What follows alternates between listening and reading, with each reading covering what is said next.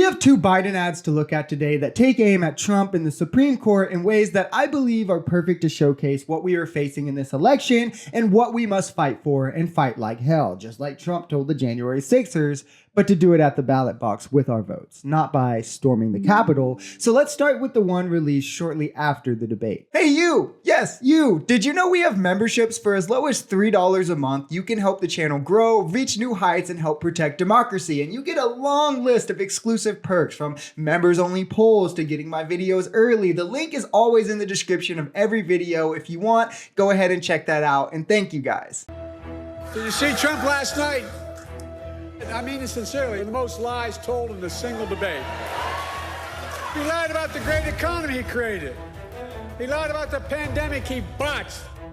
And then, his biggest lie, he lied about how he had nothing to do with the insurrection of January 6th. We all saw with our own eyes.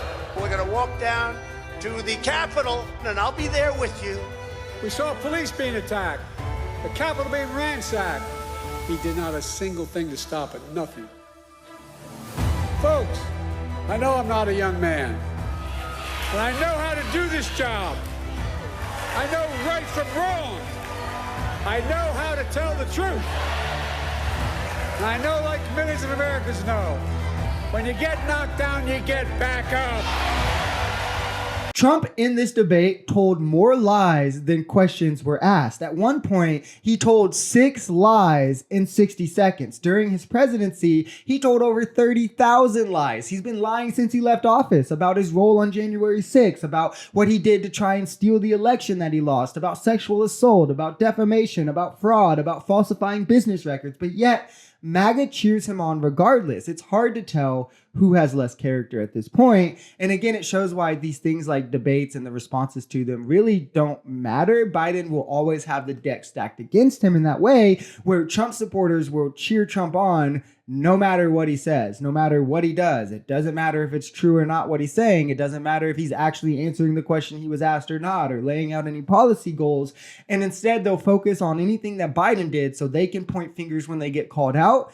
And then part of the left is just going to do that as well. Nearly 250 years ago, America was founded in defiance of a king, under the belief that no one is above the law, not even the president, until now. The same Trump Supreme Court that overturned Roe v. Wade ruled that the president can ignore the law, even to commit a crime, because Donald Trump asked them to. He's already led an insurrection and threatened to be a dictator on day one. Donald Trump can never hold this office again.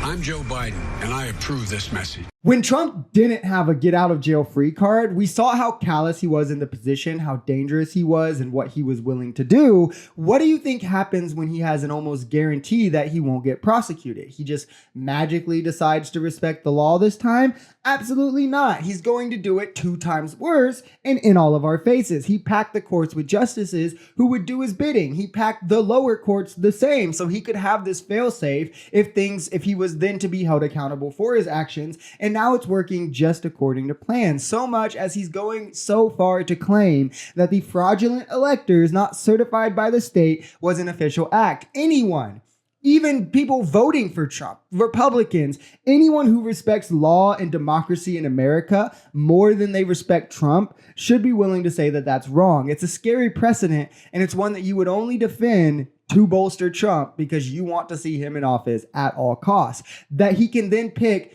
non-certified electors to say that he won a state that he clearly lost and try to force him to stay in power, to tell state officials to find him votes that were not there. Do you think that MAGA would call that an official act if Joe Biden did it? I don't think they do. This just pulls back the levers of power in a way that opens the door for fascism. And if Trump manages to win, it's going to make America a pretty scary place.